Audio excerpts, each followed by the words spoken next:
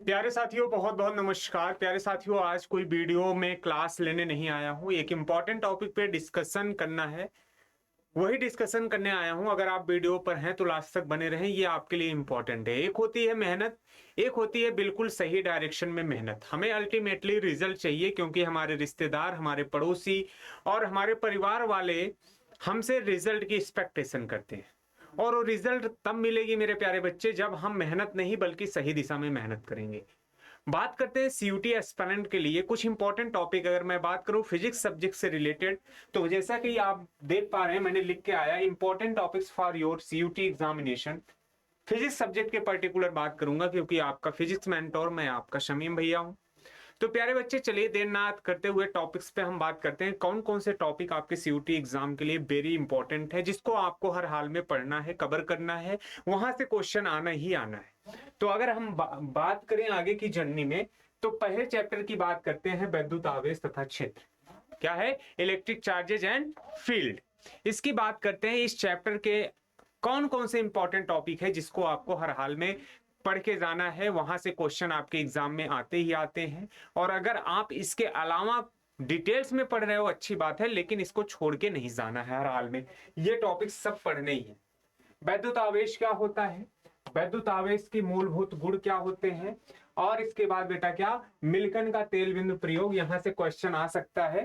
प्रेरण द्वारा आवेशन चालक तथा विद्युत रोधी अर्धचालक, इन सभी टॉपिकों को जरूर कवर करना है।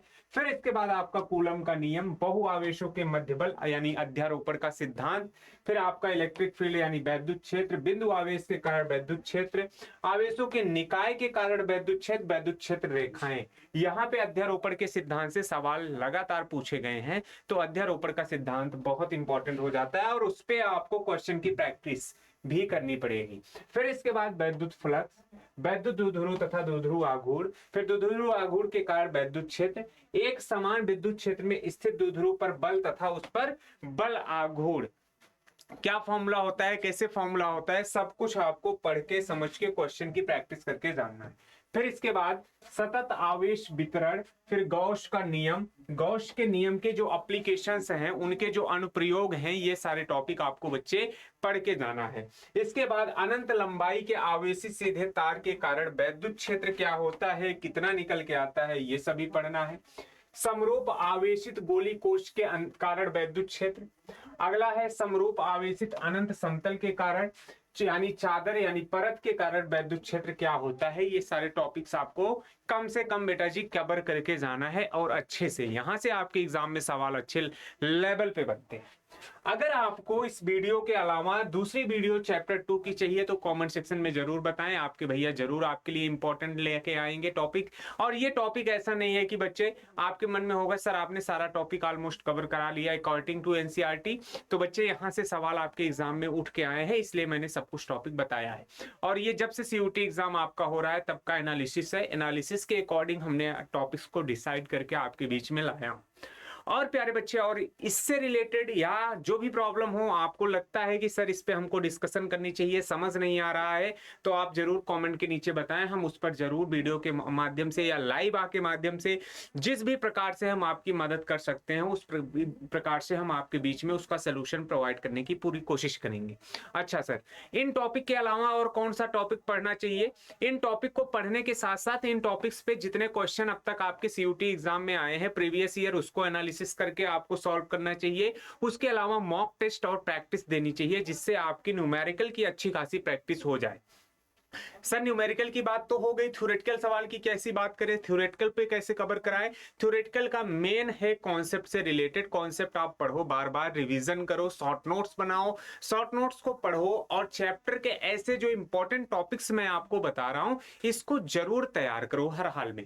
और एक इंपॉर्टेंट फैक्ट आपको बताता हूं, जो टॉपिक आपको चैप्टर में सबसे टफ लगता है, उस टॉपिक को ज्यादा पढ़ो, उसको कवर करने की कोशिश करो, क्योंकि ये बात एग्जामिनर को भी पता होती है, और एग्जामिनर इसी लेवल पे पेपर सेट करता है। प्यारे बच्चे, आपसे दो तीन बातें मैं करने आया हूं। 2-3 बातें आपसे एक्सपेक्टेशन करता हूं कि आप हमें जरूर इन्फॉर्मेशन दें। कैसी लगी ये जानकारी कमेंट सेक्शन में जरूर बताएं। इसी तरीके से अगर आपको चैप्टर 2, चैप्टर 3, 4, 5 या अदर चैप्टर जौन सी भी चैप्टर की आपको रिक्वायरमेंट है कमेंट सेक्शन में जरूर बताएं।